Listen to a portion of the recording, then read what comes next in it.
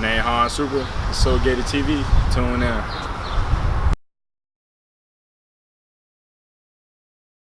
What's good, everybody? This is the kid, your favorite kid, Pooh Gator.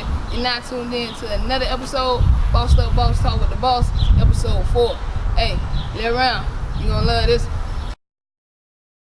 What's good, everybody? Welcome back to another episode, Bossed Up Boss Talk with the Boss. This is episode 4. I got my man right here, Supre. Good, man. All the way down here by way of Tally at this point. How long you been up in Tally doing your thing? Been up there about 4 years. I went in around summer 2015, right out of high school.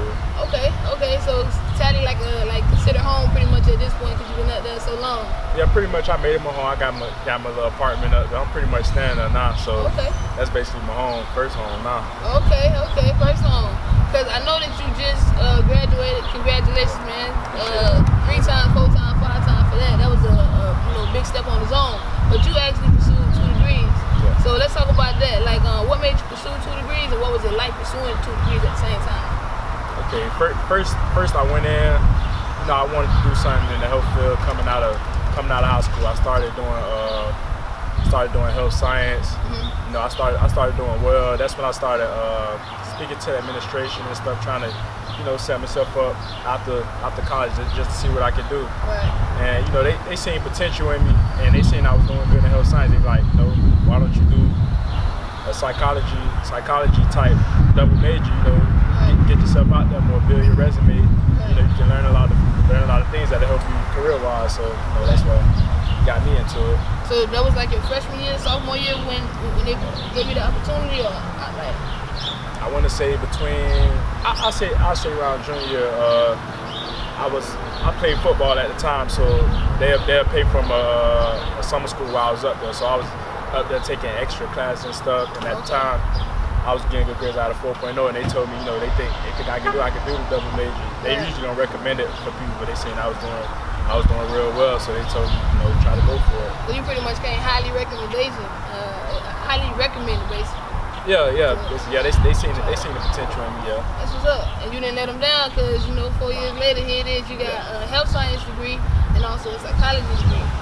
Yeah, I saw your mom. She had two different days to attend ceremonies. Yeah. So I know that made her proud. Shouts out to her. Tasha was good what they do.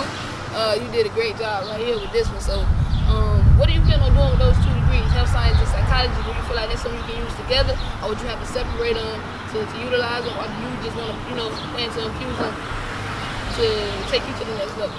What's the plan with them? I plan on going into health administration. Both of them for that job, they really tie into the health science aspect. Was it has in the job I'm going to be over hospital, doing manager or executive stuff, and the psychology portion, I'm doing that administration aspect of the health field. So I got to deal with a lot of people, and I got to know how to deal with people, what people are thinking, just the ways to communicate, personalities and different things like that. Okay. So you want to be fully vexed. You want to be fully prepared for anything that you encounter. Yeah, I'm trying to be well. I really want to be the best at everything I do. I don't want to high step. I gotta fully step at everything I do. So I'm making sure I'm prepared no matter what I get into. Right.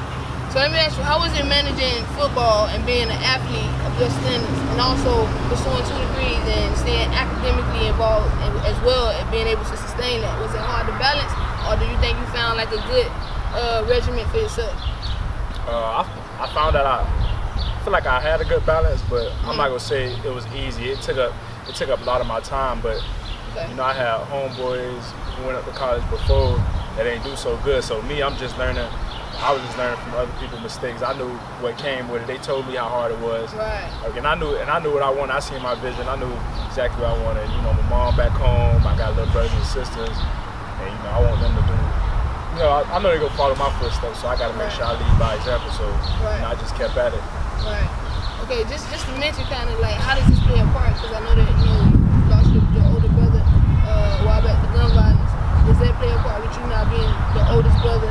Having to step up and take part in and making sure that your brothers and sisters have a positive role model. Did that play a part in your decision to go as hard as you did and as hard as you do? Yeah, I feel like it definitely played a role. It made, like, when I seen that what happened with my brother, it gave me, you know, more of a purpose, you know, to live for, and then it gave me more responsibility on top of the purpose. So, you know, I'm doing this even for my brother, along with, you know, my little brothers and sisters. I got to lead by example for them. So that responsibility with that purpose, I felt like that was big for me. Like, you know.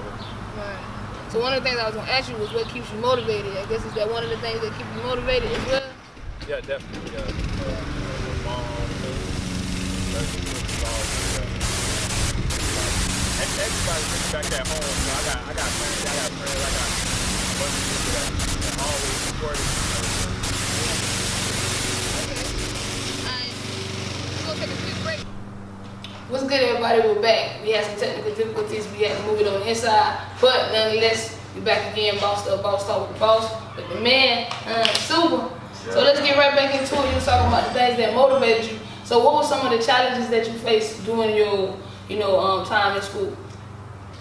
Man, first I'll say freshman year, it was just a big change. You know, everything was just different. Just into college life, basically. Yeah, I wasn't home, so I'm around a bunch of new stuff. So a lot of people can get lost in that, like all this stuff coming at you. It's a lot of fun, but it's just really different, you know. Right. And then classes, everything, college is different from high school, so it's just gonna be something you're not used to. You just got to be able to adapt to it. I say freshman year, but then later on down the line, you still got football, you know. And then football, it's not just practice. There's other parts to it. I feel like time management was a big thing for me because it's not really nobody in here. Everything you do on your own. Right. So you got life stuff, you got football stuff, you got school stuff. You got to be able to balance all that out. Balance all that stuff, yeah. Okay, and you found a way to balance all that out, basically. Yeah. I found a way to balance that out, but on the other hand, it's like you still got to do study hard hours, tutoring and stuff like that, because it's not just piece of cake work. It's not like you just do your homework and you're done. This stuff you gotta like master because you get into like profession. Right. So this stuff you gotta really master. You can't just know a little bit of it. You gotta really absorb it all. Yeah, definitely. Okay. So what are some things, like some satisfactions that you can take away from your journey so far? What are some of the satisfactions so far for you? Man, I say just. I got a few awards, a few accolades and stuff like that. So just to be able to, see results. Like, I worked all this, I put all of this time in to my class and stuff to be able to see them A's come out. And then I got people, I feel like the biggest thing, I got people back at home, I see all these people like congratulating me, these people that supported me all my life, to be able to make all of these people proud and stuff like that, it meant a lot for me. Right. Yeah, man. What I love about you, just talking to you right here, is you seem real humble like that. That humbleness just speaks out really loudly. So, is that something that, you think is important? Like, if you had to say something to a young person right now who's undecided about their future, what would you tell them? What would be the best advice that you can give them right now? Yeah, I'd definitely say to be humble that's definitely a big, a big key. Right. I feel like always you should just remember where you came from. Remember why you up there. You should don't ever get caught up, in the stuff. Right. You got people back at home like look out for you, really rooting for you. Yeah. So definitely, I feel like being humble is definitely a part of it. Just because you see, especially people like where we're from, from the hood, you see people struggle all day, and you're just trying to get out of that life. So once you see, that's that motivation for you. Just keep yourself motivated. Just to get up out that life, just to make better for yourself and help the people around you, just make them proud. Right. Okay. So, how important is adversity? What was one of the biggest things that you had to get over, the biggest obstacle? How important was it to your journey and your story that, Yeah. I felt like, for me, I had a best friend. I had a best friend that died when I was up there, and I feel like all this stuff you got to balance out. Like I said before, with time management, you still might have family problems back home. Because at the end of the day, you still got family. You up there, but you still deal with them same problems. They calling you about their problems and stuff. But once you start getting back these good grades and graduating and stuff, I feel like the adversity, you appreciate it way more just because you've been through all of this stuff just to get this. You know, it wasn't just a cakewalk. You've been through so much. Anytime you got to work real hard for something and you've been through a lot, you appreciate it more. So I feel like the adversity really made me appreciate, you know, what I got and where I came from. Right. Okay. So what would be your advice on positive words? Anybody facing adversity? Because adversity can tear you down, you know what I'm saying? It's the cause of depression, it's the cause of stress, you know what I'm saying? So for a lot of people, they can't handle it, they bunk under pressure, they don't know what to do. So if you have positive words as far as how to get over adversity or what you did maybe to get over adversity, what would it be? I feel like people should know, because some people don't understand this, people should know that everybody is going through this. Like, I feel like people should know that they're not alone, you know, that they should just keep working. Just because you feel like, you know, you feel like quitting, I feel like everybody go through that, and, you know, you want to see that light at the end of the tunnel. You probably already been through the hard part. I feel like people, they're not trying to, you know, I feel like they don't key in on, you know, keep trying. They always focusing on the negative parts, but I feel like it didn't work out this time, so I don't need to keep going because it's not gonna work out the next time. As opposed to looking at the positives that worked out from that time, even though it didn't work all the way out. What benefited you or what did work out? You know what I'm saying? Yeah, I feel like more people seeing that light at the end of the tunnel, just seeing what it'll be like once I accomplish this. If people just start seeing that end goal, I feel like they'll try harder, you know, try longer and everything. Because like I always say, if you can see it in your mind, you can hold it in your hand. Definitely. And that's a fact. That's a big old fact. Like for real. I think people don't understand and realize like the power of thoughts, the power of our thoughts, and what we think into, you know what I'm saying, into reality. Yeah. You know. Definitely. So we put lack on our abilities, and we get, you know, lacked abilities. As opposed to putting, you know, strength and just putting confidence on whatever we're doing and really just going for it. I think we find a way to distract ourselves. So, do you think, because I know that you plan on pursuing your master's degree as well, right? Yes, yeah. Okay, so you was pursuing your first 2 degrees you got from FAMU? Yeah, so tell us where you're going to get your next degrees from. Alright, right now I got a full scholarship to do my master's at University of Florida State. I got a couple scholarships. Full scholarship? Yeah, full scholarship. I got a couple scholarship offers from UCF, University of Central Florida, University of South Florida, FIU, Georgia, NC State, but I ended up, you know, I was comfortable in Tallahassee, so I ended up choosing Florida State. I liked the school, I was familiar with the staff and stuff, so I just stayed up there in Tally. Right, and like you said, Tally like your first home now. Yeah, exactly. Yeah, I love it up there. I'm living how I want to be. You know, your best life up there. Yeah, away from a lot of like distractions. I can focus in up there. I feel like I got a support system up there from FAMU is right down the street. So I'm looking forward to it.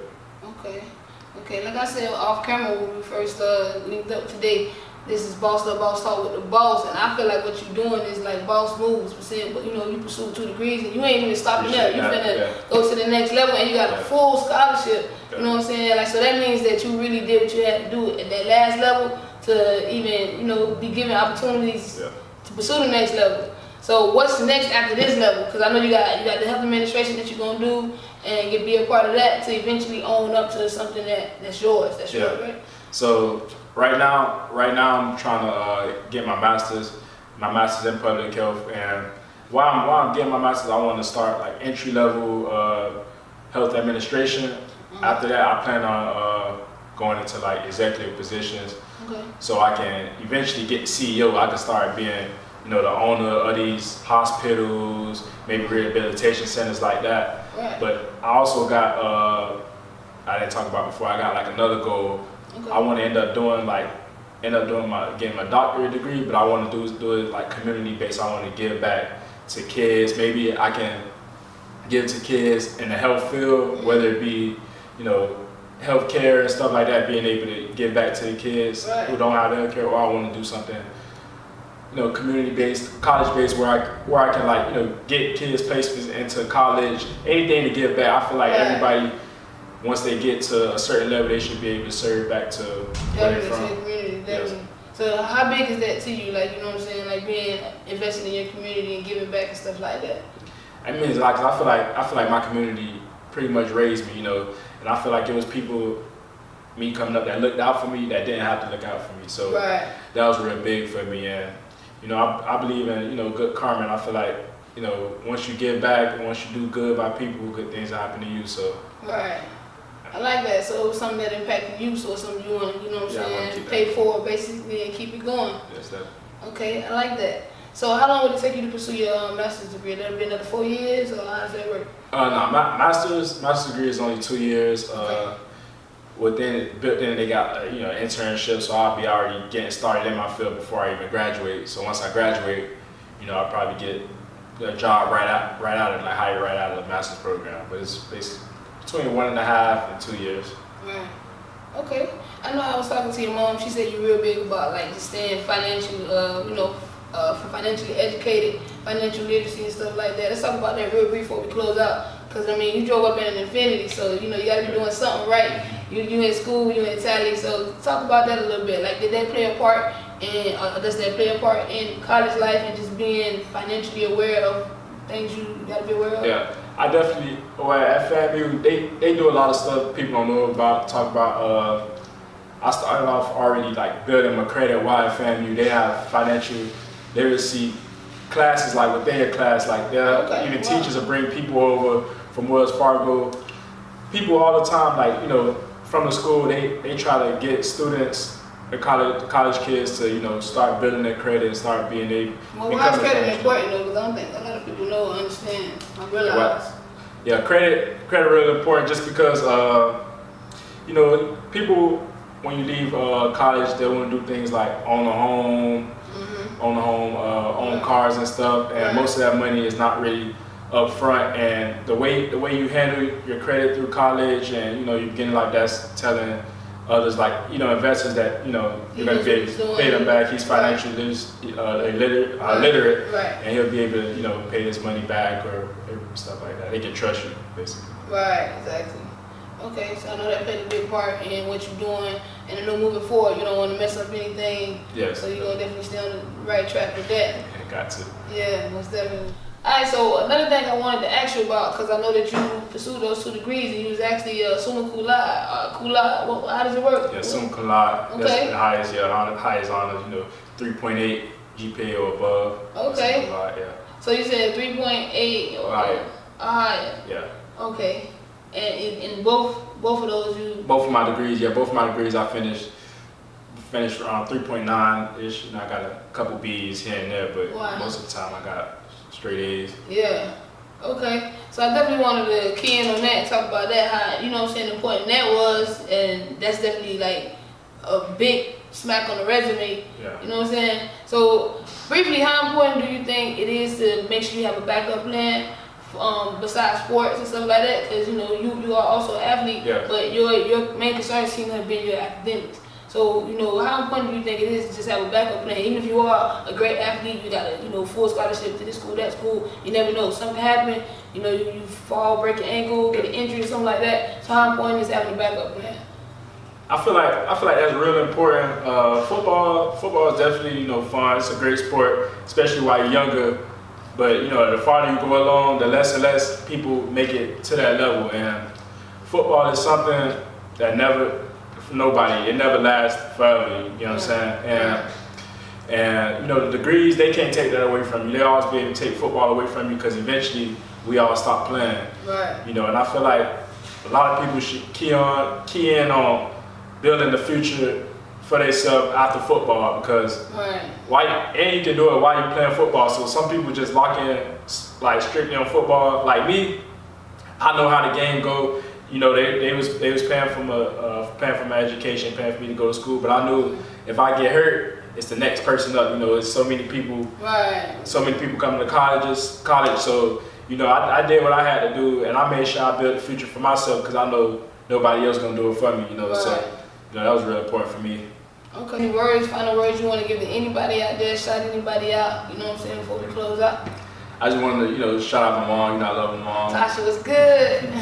But anybody really who supported me. You know, it's not just, you know, just an individual thing. Man, I did this because of everybody. You know, everybody was there supporting me. You know, I don't want to leave nobody out. You know, I want to thank God. You know, most importantly, but I feel like everybody was here with me. So, you know, family, friends, just even people from the outside. You know, that even looked up to me or wanted, good for me. Right. I might not even know you, but just thank you, just for believing in me.